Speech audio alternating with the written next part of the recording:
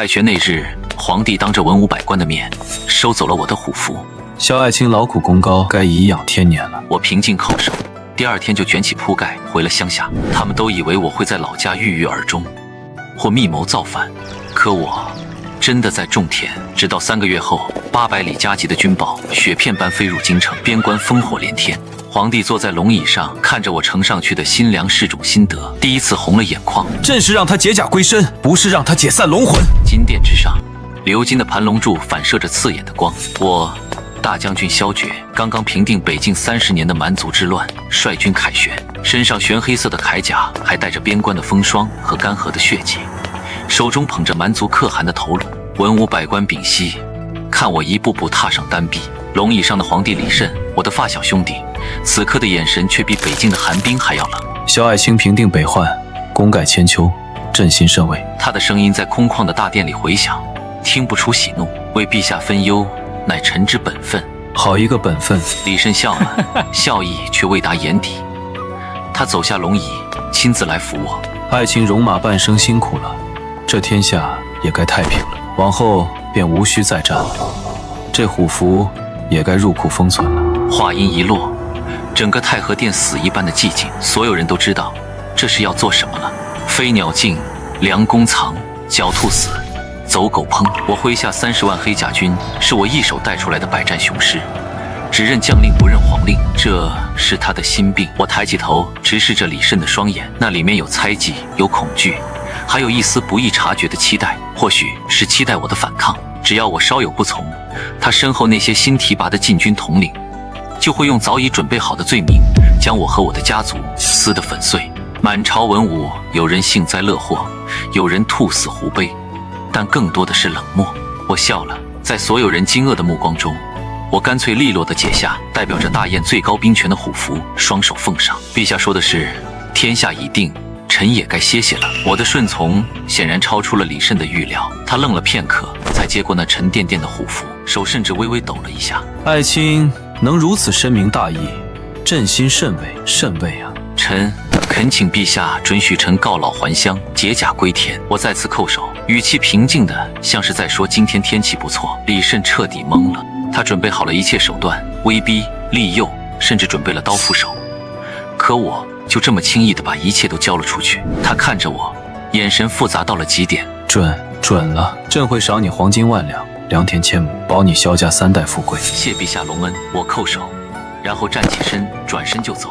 身上的铠甲在走动间发出哗啦哗啦的声响，每一步都像是踩在所有人的心上。我没有回头看李慎的表情，也没有理会百官各异的目光。走出太和殿的那一刻，午后的阳光照在身上，有些刺眼。我脱下了那身沉重的铠甲，交给了殿外的侍卫，指着一身布衣，我走出了皇宫。京城的百姓夹道欢迎他们的大将军，可他们看到的是一个仿佛卸下了所有重担的闲人。第二天，我就带着几个忠心耿耿的老兵离开了京城，没有丝毫留恋。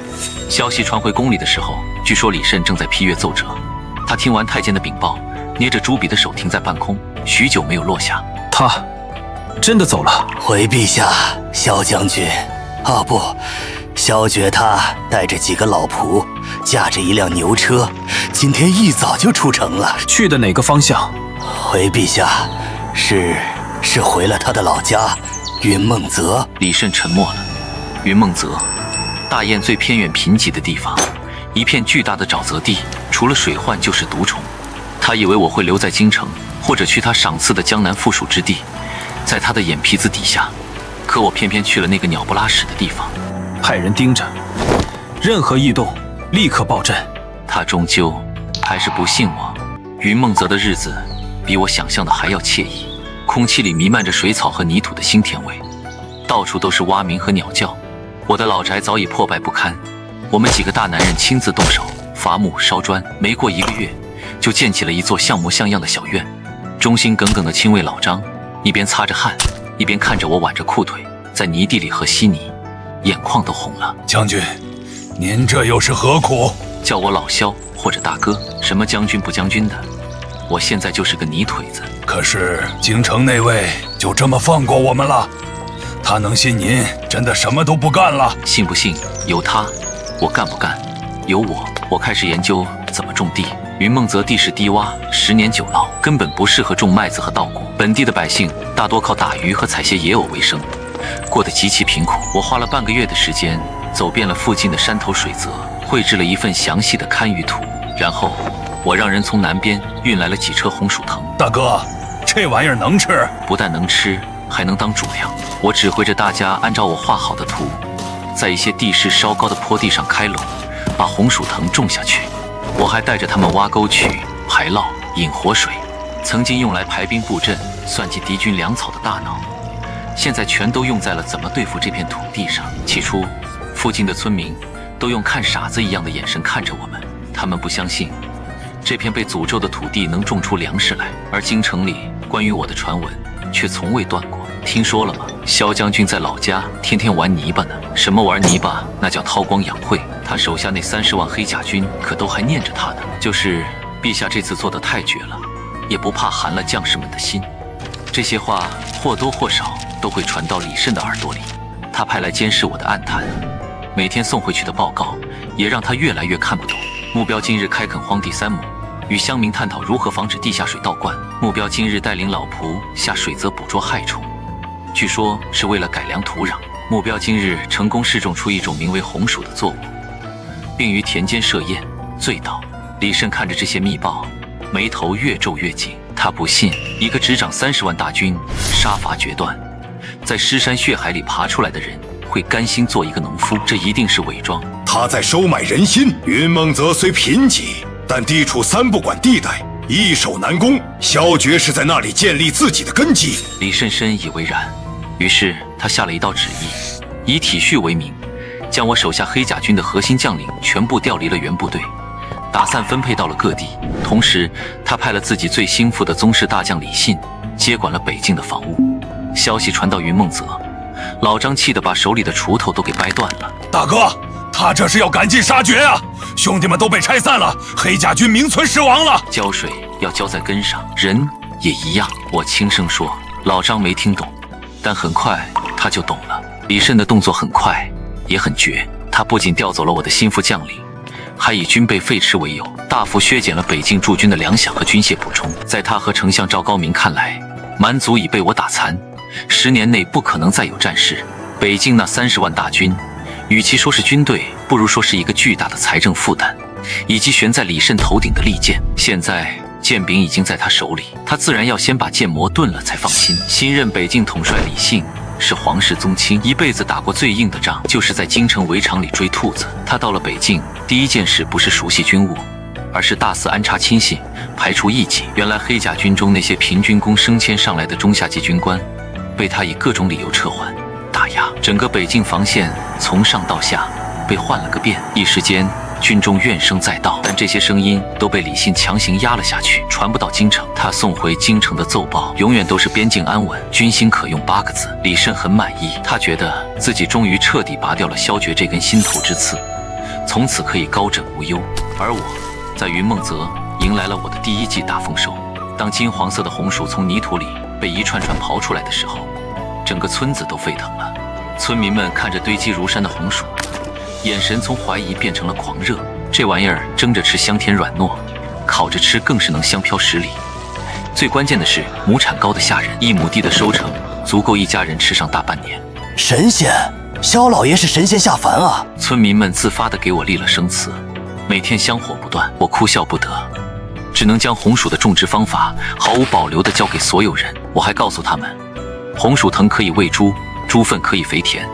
我又设计了新的农具，教他们如何搭建更稳固的房屋来抵御水患。云梦泽这个贫瘠了上百年的地方，竟然在我来的短短半年内焕发出了勃勃生机。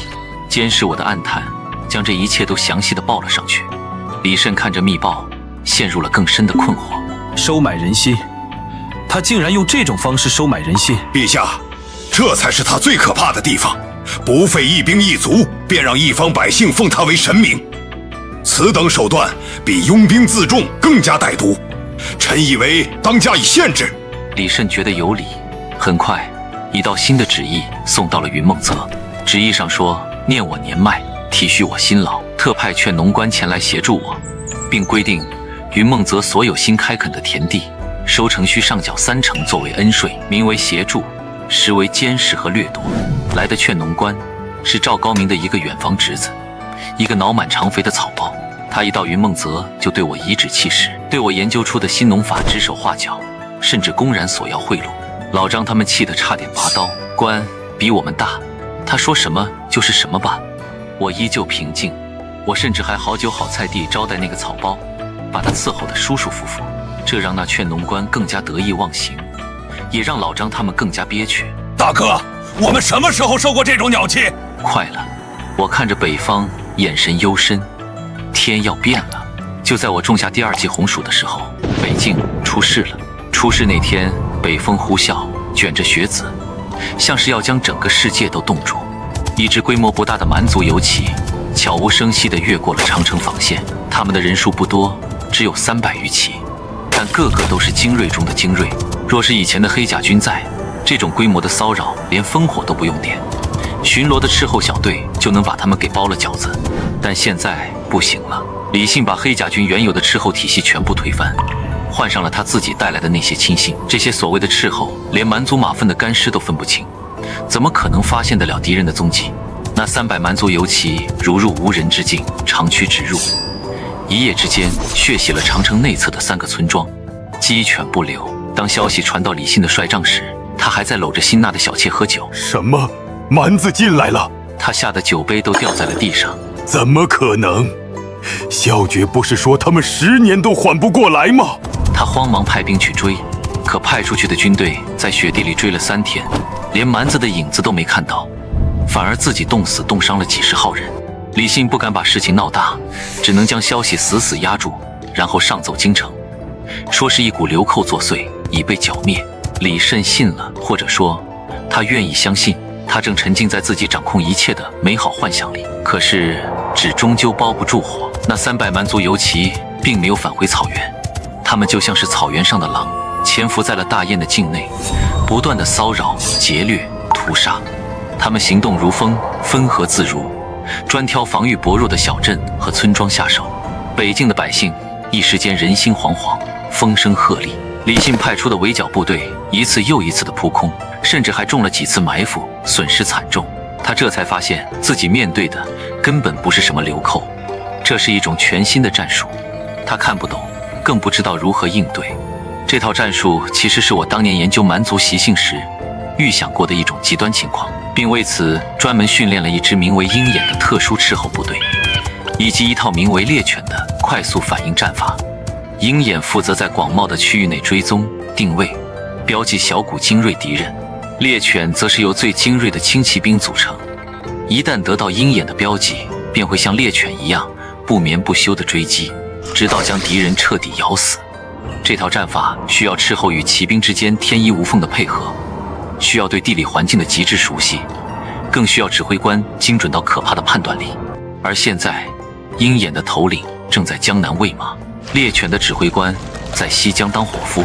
至于我这个创造了这套战法的人，正在云梦泽的田埂上，跟那个草包劝农官解释，为什么红薯不能种在水里。萧先生，你别跟我扯这些。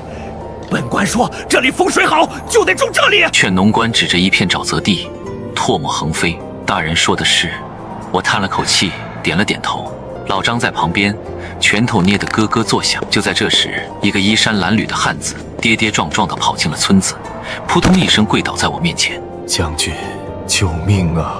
北边全乱了。汉子是我以前的一个亲兵，家就在北境。他哭着告诉我，他的村子被屠了，全家上下只有他一个人逃了出来。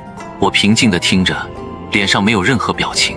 但老张看到我放在膝盖上的手已经死死地攥成了拳头，指节因为用力而泛白。哪里来的刁民，在这里胡言乱语？北京有李大帅在，安稳得很。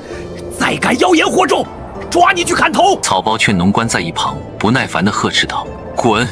我缓缓站起身，第一次用冰冷的眼神看着他，只一个字，那劝农官像是被一头猛虎盯住，吓得两腿发软，连滚带爬地跑了。北境的局势比我想象的还要快地崩坏了。那300蛮族游骑只是一个开始，他们像一把尖刀，在大雁的北境版图上划开了一道深可见骨的伤口。而真正的蛮族大军在他们那个神秘的新首领狼主的带领下，正沿着这道伤口源源不断地渗透进来。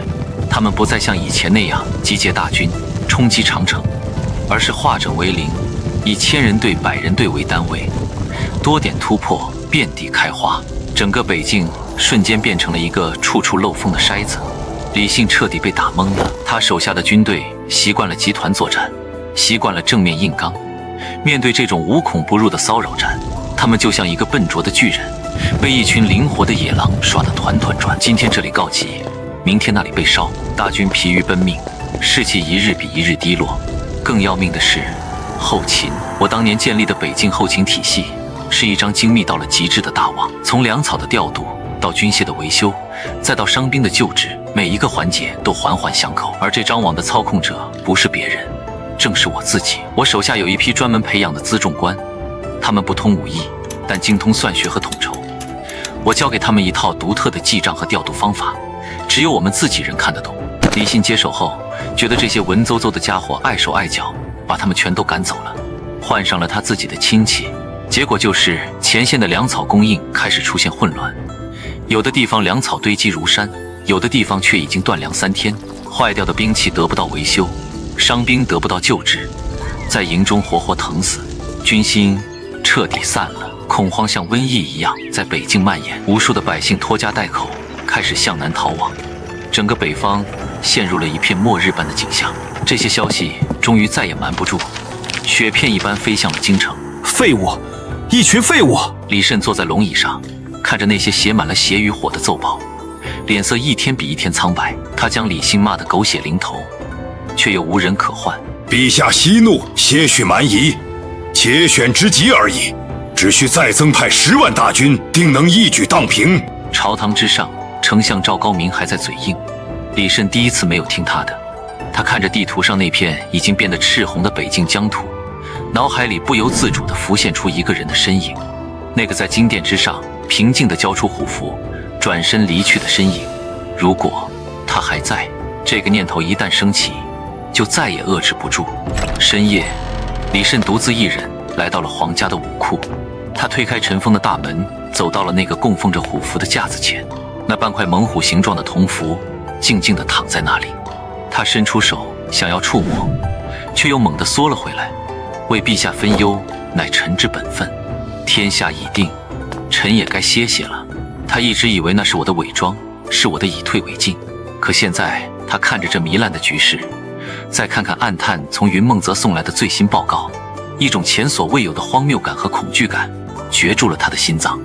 那份报告上没有阴谋，没有串联，只有一行字：萧决呈上云梦泽红薯种植改良心得一本，请陛下预览。随报告一起送来的还有一个木盒子。李慎颤抖着手打开，里面不是什么密信，也不是什么兵器，而是一个硕大滚圆还带着泥土芬芳的烤红薯。萧决，你好狠的心！他终于明白，我不是在伪装，我是真的放下了。我放下了一切，安安心心的去种我的地了。可我放下了，这天下却乱了。皇帝吐血的消息像长了翅膀一样飞出了皇宫，整个京城都笼罩在一片压抑和恐慌之中。北境的局势已经坏到了无以复加的地步。蛮族的狼主展现出了惊人的军事天赋和战略眼光，他根本不与大雁的军队进行主力决战，而是指挥着无数的小股部队，像一把把锋利的小刀，精准地切割着北境的血肉。他们破坏农田，烧毁粮仓，袭击商队，占领盐井。他们的目的不是攻城略地，而是要彻底摧毁北境的经济和民生。这是一场不见硝烟的战争，却比千军万马的对冲更加致命。李信的大军被彻底拖垮了，每天都有成千上万的逃兵。北境第一重镇雁门关已经岌岌可危，一旦雁门关失守，蛮族的铁骑便可直逼京畿。朝堂之上乱成了一锅粥。之前叫嚣着些许蛮夷、巧选之极的丞相赵高明，此刻缩着脖子，一言不发。所有人的目光有意无意的都汇聚到了一个空缺的位置上，那里曾经站着大将军萧决。李慎面色蜡黄地坐在龙椅上，咳嗽着，每一次呼吸都像是拉着一个破旧的风箱。他看着下面这群束手无策的文武百官，心中涌起一股无边的悔恨和冰冷的恐惧。他做错了，他错得离谱，他以为拿走了我的虎符，就能掌控那支军队；他以为罢免了我的官职，就能消除我的威胁。可他现在才明白，他拿走的只是一个空壳子。黑甲军的灵魂，北境防线的根基，不是那块冰冷的铜符，而是我。萧决这个人，是我花了10年时间将一群乌合之众打造成了百战雄师，是我根据北境的地形和蛮族的习性，制定了一整套的防御和反击战术，是我建立了一个外人根本无法理解的高效到恐怖的后勤和情报系统。我离开带走的不是兵权，而是整个战争机器的大脑和神经。李慎想通了这一切，只觉得手脚冰凉。去云梦泽，传朕的旨意，不是朕的请求，请萧爱卿回来。他的声音嘶哑而无力，充满了哀求。大太监王振立刻领命，带着一队最精锐的禁军，捧着圣旨和无数珍宝，快马加鞭，日夜兼程地冲向云梦泽。800里加急，不是军报，而是求人的信使。这在大燕立国以来，是闻所未闻的奇耻大辱。而此刻的云梦泽，却是一片世外桃源。劝农官早就被我那个滚字吓破了胆，躲在县城里不敢露面，没有了骚扰，村子里的生活更加宁静祥和，家家户户都种上了红薯，养上了猪，脸上洋溢着以往从未有过的笑容。我正在村头的池塘边教孩子们用柳条编草帽。大哥，京城来人了，是王振那个老太监，看那架势是来求您的。我手上的动作没有停，只是淡淡的了一声，让他们等着。王振在村口见到了正在田里劳作的老张。张将军，咱家奉陛下之命，有要事求见萧大将军。王振跳下马，满脸堆笑，姿态放得极低。什么萧大将军？我们这里只有个种地的萧老头，他现在忙着呢，没空。王振的笑脸僵住了。他堂堂司礼监掌印，皇帝面前第一红人，何曾受过这种怠慢？但他不敢发作，只能陪着笑脸。张将军说笑了，国事紧急，还请通融一二。国事？老张像是听到了什么天大的笑话。国事不是由皇帝陛下和丞相大人操心吗？跟我们这些乡下泥腿子有什么关系？说完，理都不理王振，自顾自地走开了。王振和他的禁军就被晾在了村口，顶着南方的烈日，喂着蚊子，一等就是整整1天。王振在村口站得腿都麻了，也没能见到我的人影。他带来的禁军士兵个个盔甲鲜明，威风凛凛，可在这鸡犬相闻的田园风光里，却显得格格不入，甚至有些可笑。那就是京城来的大官，看着还没萧老爷有气派，可不是？听说还是来求萧老爷的，求他干啥？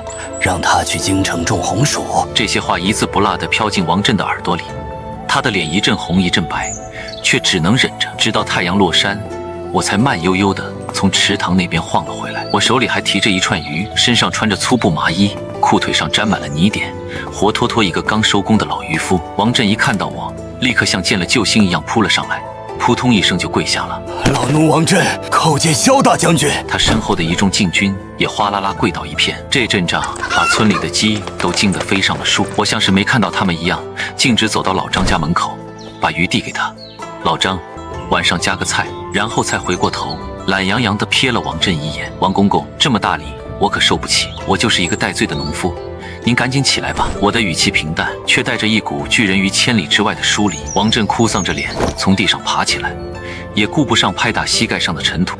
将军，您就别折杀老奴了，陛下他知错了。他从怀里掏出那份用明黄绸缎包裹的圣旨，双手呈上。陛下有旨，官复原职，中长帅印，恳请将军即刻北上，挽救危局。圣旨上，李慎的措辞极尽卑微，甚至用上了恳求、哀求这样的字眼，还追封了我3代王爵。这要是放在3个月前，足以让任何一个臣子感恩戴德，粉身碎骨。可现在，我只是扫了一眼，便失去了兴趣。陛下说笑了，我淡淡的说道：“当初是他让我接驾归田，颐养天年的。如今我这田刚刚种出点名堂，怎么又要让我走？”这王振一时语塞。再说了，我指了指周围宁静的村庄，我现在是个农夫，手都拿惯锄头了，哪里还握得动刀？将军，王振急得快要哭出来了。北境快撑不住了，雁门关旦夕不保，蛮族铁骑随时可能南下。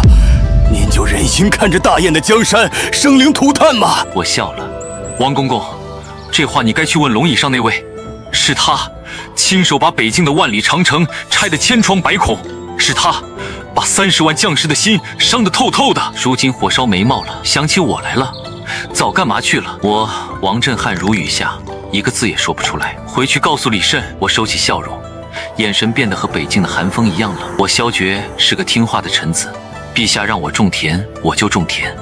现在我的红薯还没收完，走不开。说完，我不再理他，转身走进了院子，关上了门，留下王震和一众禁军在暮色中面面相觑，满脸绝望。大哥，痛快，太痛快了，就该这么晾着他。我却摇了摇头，走到院中的石桌旁坐下。石桌上摊着一张地图，不是云梦泽的堪舆图，而是一张完整的包含了整个北境和塞外草原的军用地图，上面用各种颜色的朱砂密密麻麻地标记着各种符号。这些天我看似在种田，在钓鱼，在教孩子编草帽，但我的心一刻也没有离开过那片我守护了10年的土地。北境传来的每一条消息，汉子带来的每一个情报，都被我在这张地图上推演了无数遍。蛮族狼主的每一步棋都在我的计算之中，甚至连李慎什么时候会派人来求我，我都算得清清楚楚。老张，大哥，我在。陌刀，王震在云梦泽吃了闭门羹的消息快马传回京城，李慎当场又是一口血喷了出来。他竟然敢拒止？他想干什么？他想造反吗？可这怒吼却显得那么的苍白无力。造反？我现在手无寸铁，兵无一个，拿什么造反？拿锄头吗？恰恰是我的不反成了最致命的武器。我什么都不做，就只是安安分分地待在乡下种我的地，遵守他当初的圣旨。这让他所有的猜忌和后手都变成了一个笑话。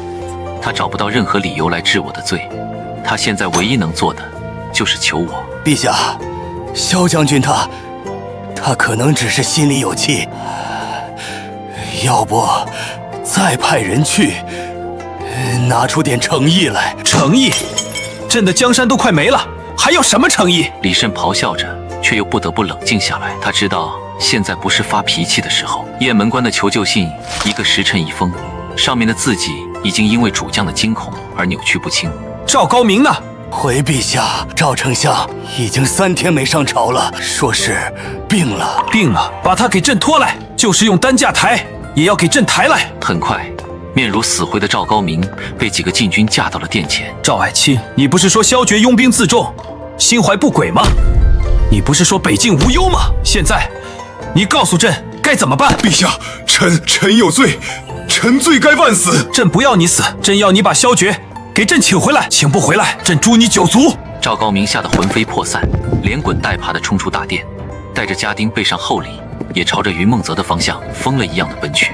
整个朝堂都陷入了一种荒诞的氛围。先是皇帝的首席太监，再是当朝的百官之首，一个个都放下尊严，跑去一个偏僻的乡下，求一个被他们亲手罢黜的农夫。而我此刻正在院子里慢条斯理地磨着一把刀，那是我用了10年的佩刀斩锋，刀身狭长，布满了细小的缺口，那是砍断过无数蛮族弯刀留下的痕迹。老张在一旁把我的那副玄黑铠甲一遍遍地擦拭着，甲片相撞，发出清脆的声响。大哥，那赵高明也来了，在村口哭天抢地的，要死要活。让他哭，哭声不够大，诚意就不够。赵高明在村口比王震还惨，他跪在泥地里，一把鼻涕一把泪地诉说着自己的罪过，把所有责任都揽到了自己身上，只求我能看在天下苍生的份上出山救市。他带来的金银珠宝堆得像小山一样，村民们看都懒得看一眼，他们只是默默地把家里的红薯拿出来堆在了赵高明的面前。那意思很明显，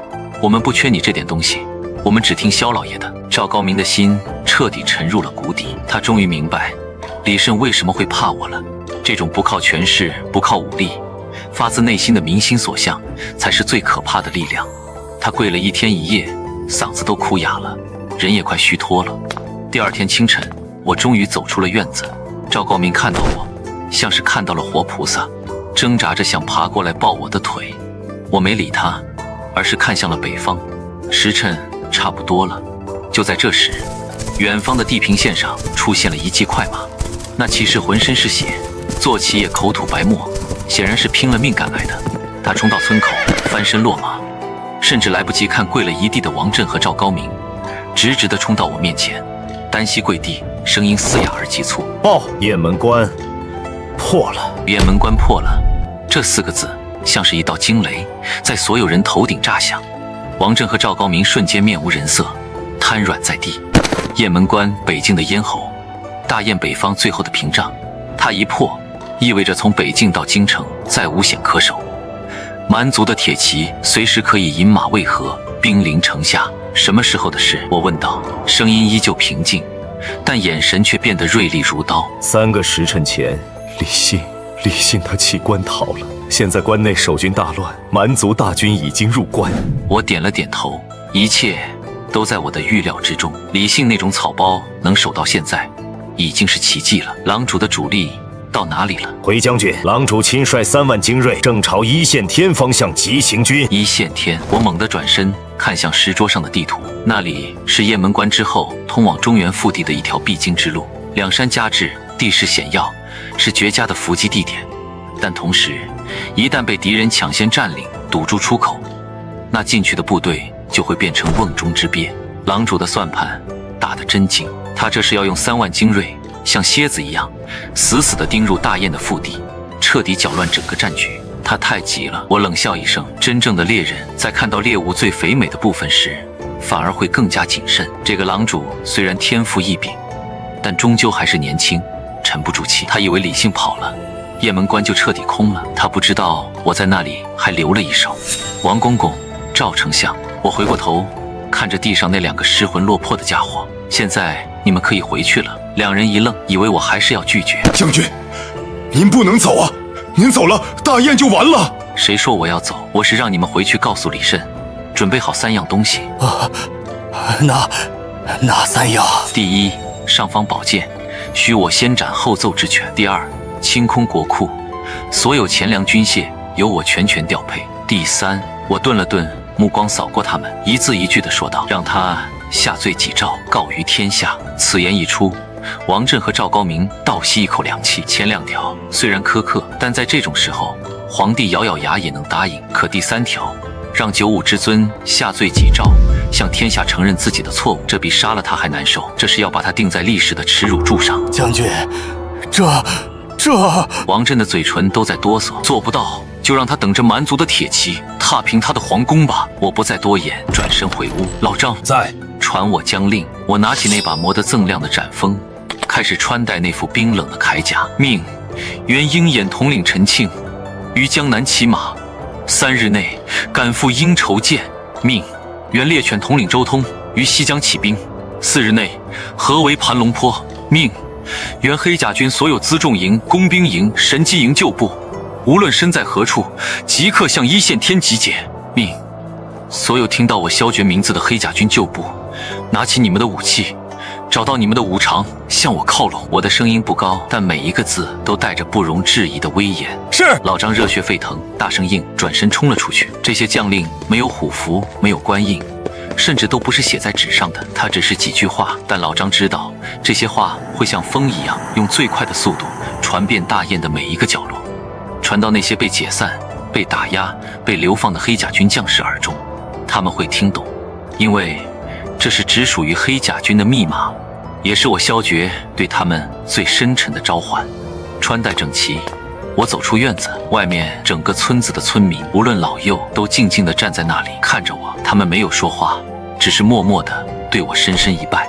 我翻身上马，没有大军，没有旌旗，只有我和跟在我身后的10几个老兵。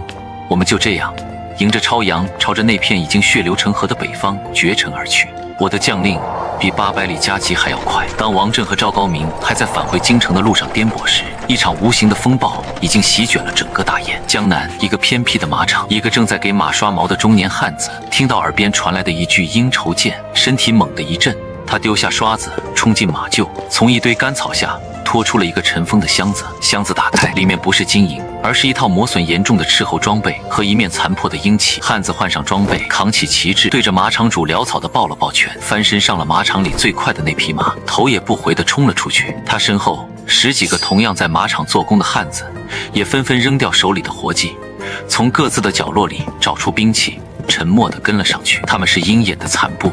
西江一个喧闹的边军伙房，一个满脸刀疤正在剁肉的伙夫听到一个路过的商队伙计不经意间说了一句“盘龙坡”，他手中的剁骨刀当的一声，深深地砍进了砧板。他解下油腻的围裙，擦了擦手，走出了伙房。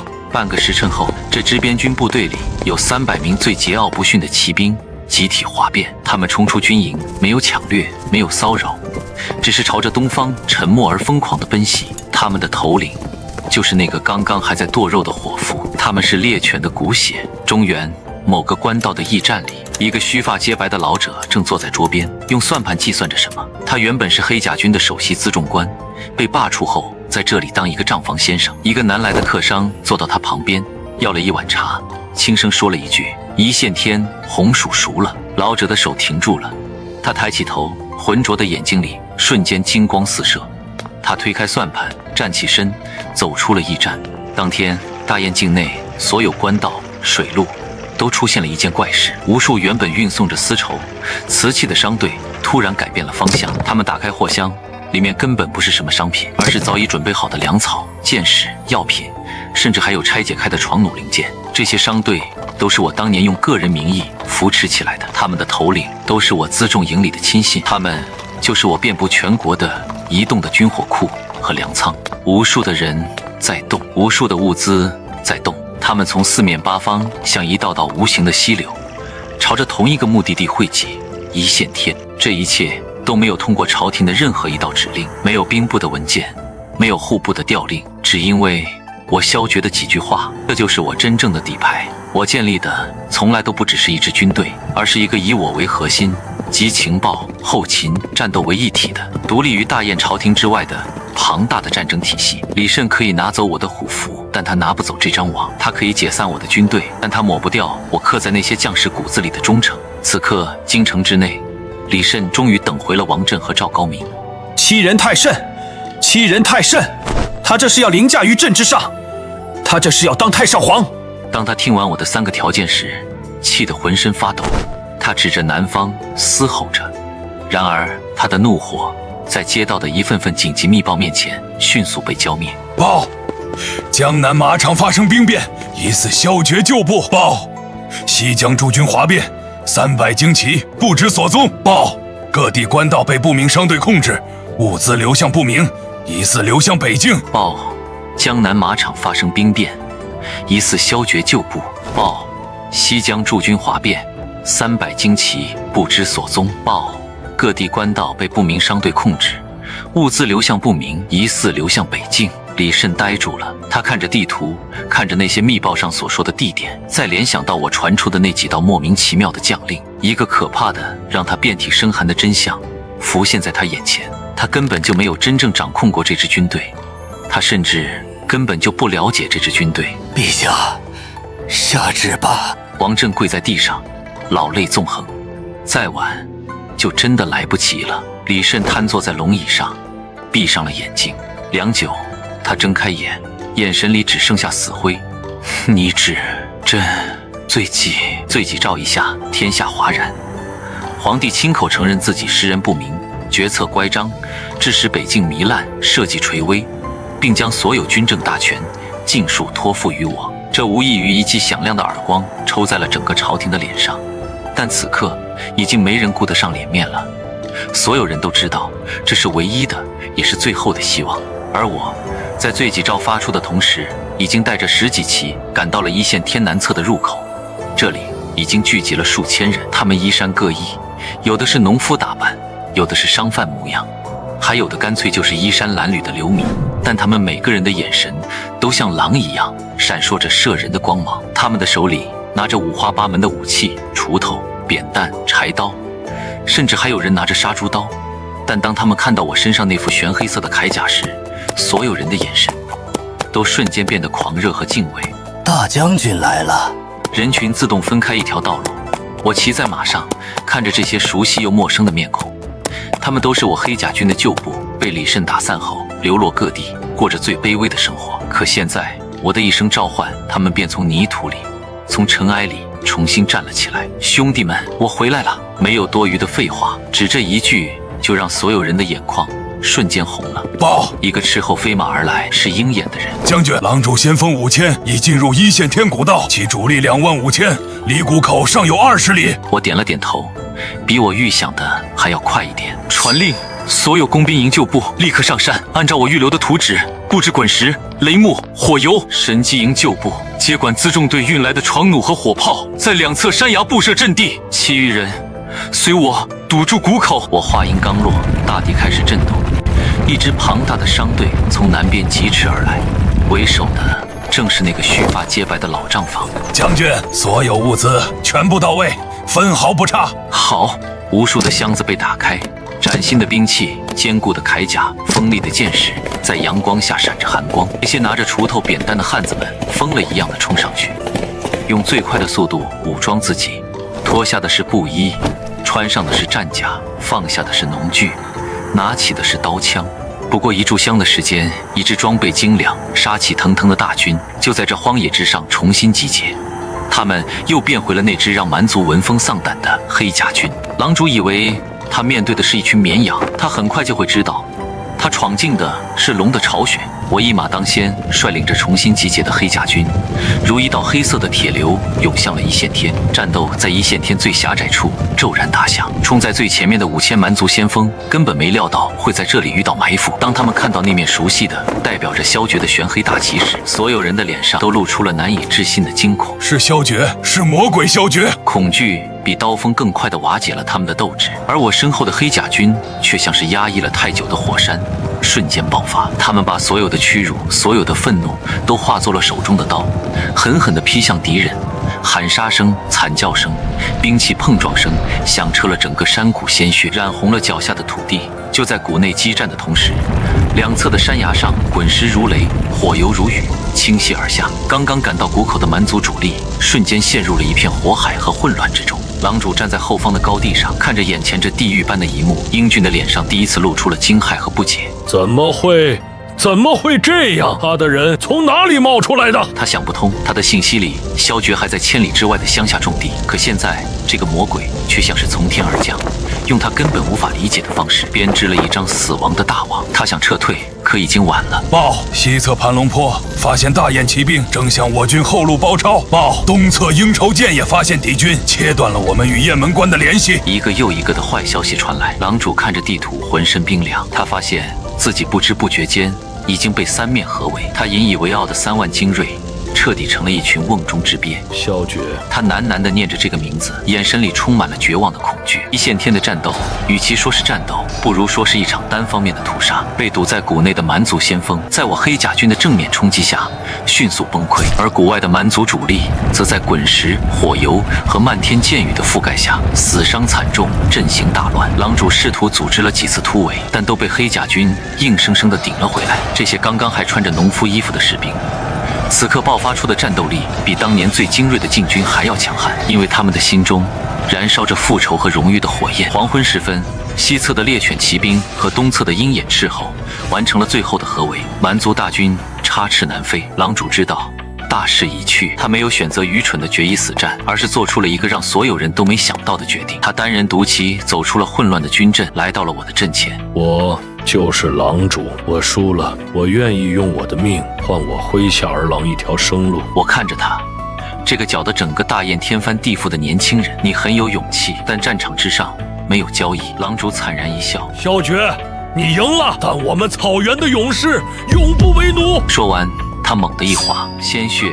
染红了夕阳。狼主一死，剩下的蛮族军队彻底失去了抵抗的意志，纷纷跪地投降。一线天之战以我军的完胜告终。我没有在战场停留太久，将打扫战场和收拢降兵的任务交给周通和陈庆后，我便率领1万精锐直扑雁门关。弃关而逃的李信和他那群乌合之众已经被我派出的另一支小队堵在了路上。当我出现在他面前时，他吓得直接尿了裤子，跪在地上磕头如捣蒜。我没有杀他，我只是让人把他绑了，连同赵高明一起装在囚车里送回了京城。至于怎么处置，那是李慎的事。重夺雁门关不费吹灰之力。当我重新站在这座雄关的城楼上，看着关外苍茫的草原时，心中没有半分喜悦。一场本可以避免的浩劫，因为一个人的猜忌死了太多无辜的人。我用了半个月的时间重新梳理了北境的防线，安抚了流离失所的百姓。那些响应我召唤而来的黑甲军旧部，我没有让他们重归编制，我给了他们足够的钱粮，以及一样最重要的东西——田地。所有在云梦泽开垦出来并验证成功的新式农田，都被我以军功的名义分给了他们。授人以鱼，不如授人以渔。给他们官职，李慎睡不着；给他们土地，让他们自己养活自己，才是长久之计。做完这一切，我再次脱下了那身铠甲。李慎的圣旨一道接着一道，封王封赏，请我回京主持大局，我全都拒绝了。我只给他回了一封信，信上是我亲手绘制的关于如何在北方推广红薯种植的详细图解，以及一份新组建的由周通和陈庆等人领导的北境戍边军的防御方案。然后不待他回复，我便带着老张再次返回了云梦泽。那里，我的第2级红薯真的熟了。回到村里那天，阳光正好，我扛着锄头走在田埂上，看着满眼金黄的红薯地和村民们一张张淳朴的笑脸，只觉得前所未有的心安。远处，京城的方向似乎有车队扬起的烟尘，但我已经不在乎了。这天下是李慎的天下，而我只想守好我这1亩3分地。